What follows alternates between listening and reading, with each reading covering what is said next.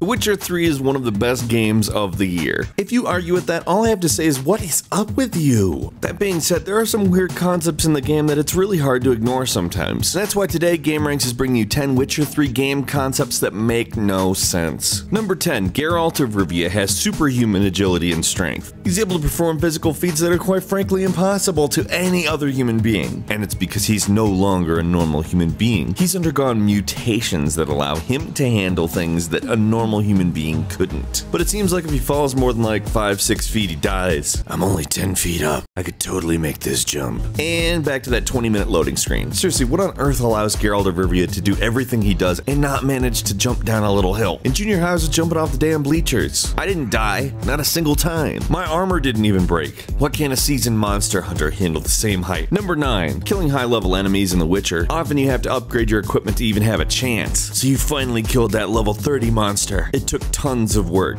leveling up your attributes and even more so collecting the items necessary to craft yourself a sword that can take it. So you kill that monster and guess what? The reward is a level 15 sword. You're not going to use that sword? You already have a better sword, a much better sword. Why is that a reward for killing a level 30 monster? I've gotten so many rewards from high level enemies that are basically outdated. I'm like, oh, well, hey, I can go sell that. Like, I had to have known we're not going to use a low level sword after we've defeated a high level enemy. Number 8, Geralt of Rivia has a reputation. There are tales told about him and his sword fighting and magic abilities. That silver-haired guy with glowing eyes. If he comes through, make sure you get on his good side and don't mess with him. But like everywhere you go, apparently people didn't get the memo. Hey look, there's that guy that everybody calls Master Witcher. Maybe we should try to steal his wallet. So like 5 randos show up and you literally just slice all of them in half. And then you set all the halves on fire because why not? You're a magic man. You're telling me word of that doesn't spread? It seems like they'd think a little bit more before attacking somebody with that kind of a rep. Number 7, crafting is a really important part of The Witcher. In order to defeat those level 30 enemies to get those level 15 swords, you're gonna need a level 35 sword. And do you know what it takes to make one of those? Oh, just some weird mutant body parts and some booze. I need you to make me a sword. Okay, how many brains do you have on hand? I have 0 brains on hand. I want you to make me a sword.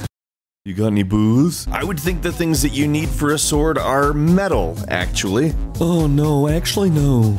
It just seems like nobody understands the intricacies of weapons crafting. Number 6. Drowner's home environment is the water. Yet when you stab a drowner around 104 times on land, it's still not dead. But if you shoot it while underwater, well, that's that. Job well done, Geralt. You'd think they'd be stronger on their home turf than they would be on your home turf. Unless Geralt is somehow secretly amphibious. Oh yeah, right, he's definitely not. In fact, Geralt is nearly useless underwater. And it should be the exact opposite for drowners, but you know. Number 5, my weapons are always breaking, but for some reason they're always so shiny and new looking. Like if you're gonna punish me for using a weapon over and over again, at least like make me actually look and feel stupid for using broken crap. Do you think if you pull out a broken sword in The Witcher, somebody's gonna go, it seems like that's pretty broken looking? I mean, it's beyond ridiculous how much detail there is in this game. Could they not have created a broken state 3D model for all your weapons and armor? I mean, I get it, there's an indicator that's telling me I need to get that stuff fixed. But if they're going for the realism of broken weapons, why not go for the realism of broken weapons? Number 4, Geralt's Quest involves him attempting to find Ciri before the Wild Hunt does. It sells itself as very time sensitive and an important thing to accomplish. But first, I've been collecting these cards for this Gwent game and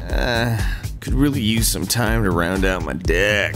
Oh, and I lost something. I should probably go find it. Person I don't know who isn't offering me anything for help, I could totally help them. And also I could get laid. I don't know, maybe it's not super important I find her before the Wild Hunt does. Number 3, you need Roach to get around the world of The Witcher. If you were just running around, it would take forever to go anywhere. Fast travel can help reduce this a little bit, but you need that horse. And every time you call him, he's always so close but so far away. That stupid bastard horse is either behind a fence, behind a building, down in a hole, or up on a hill, and neither of you can get to each other. So you have to run a little ways so that he's off the minimap and you can call him again and he can spawn again, and the damn horse is never where he should be. Ever. I mean, they could spend a little bit of time making that work a little bit better. Number 2, meditating brews potions. But meditating is basically just Geralt taking a nap. There's nothing specific that happens that makes the meditation brew the potions. So if the potions brew themselves, why do you have to sit and sleep for 12 hours to get them? Why can't they just brew themselves while you're walking around fighting monsters and random dudes that think they can beat you but definitely can't? It seems to me if you can go to sleep and check your pockets when you're up and see Santa Claus dropped off some potions, it should be the same way after you've walked from one end of Velen to the other. And finally, number 1. In The Witcher 3, you can grow an awesome beard. You don't have to keep it, but you grow it, and it makes Geralt look pretty damn badass. But they also make sure to point out that there's no way for you not to have it filled with lice. I'd have added to my dignity. Beards infested with lice. Look, you can go to the barber, you can ask him for like 3 or 4 different haircuts, have him give you a nice clean shave, but you can't take a bath? I don't know about you, but I bathe way more than I go to the barber. As a bonus, we thought it would be worth mentioning a couple of concepts that worked out incredibly well. The first of which, when you're following an NPC in a lot of other games, including the previous Witchers, they basically just walk there and you're stuck with however they walk there. In The Witcher 3, when you're following an NPC, they go at the speed that you go. Oh, it's beautiful.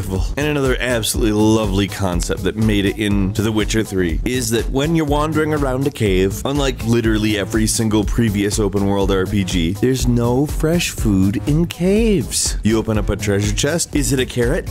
No, no fresh food. You kill an enemy, is it fresh bread?